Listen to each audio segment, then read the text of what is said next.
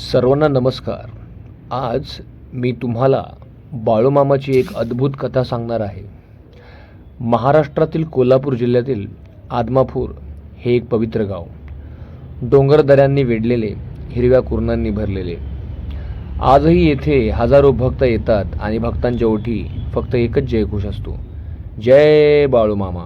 बाळूमामाच्या नावानं चांग भलं. बाळूमामा साध्या धनगर कुटुंबात जन्मले. लहानपणापासूनच ते मेंढ्या चारायला डोंगरदऱ्यात फिरायचे. त्यांचे जीवन अत्यंत साधे होते, पण त्यांच्या मनात देवभक्ती आणि लोकांप्रती करुणा होती. गावातील लोक सांगतात की बाळूमामा कधीही कोणावर रागवत नसत. गरीब असो किंवा श्रीमंत, सर्वांशी ते प्रेमाने वागत. दुःखी माणूस त्यांच्या जवळ आला की त्याला धीर देत. एकदा गावातील एका गरीब धनगराच्या मेंढ्यांचा कळप जंगलात हरवला. रात्रभर शोधूनही मेंढ्या सापडल्या नाहीत.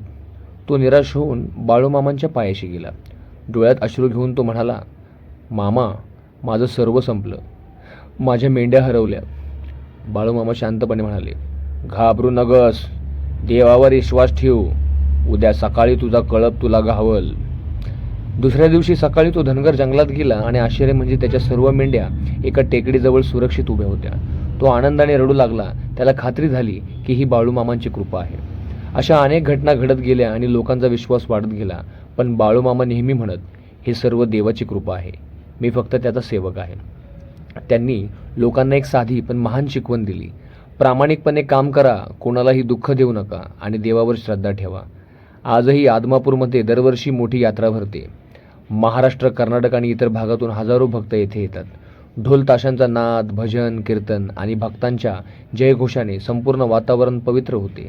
भक्तांच्या ओठी एकच नाव असते, बाळूमामाच्या नावानं चांग भलं, बाळूमामाच्या नावानं चांग भलं. धन्यवाद.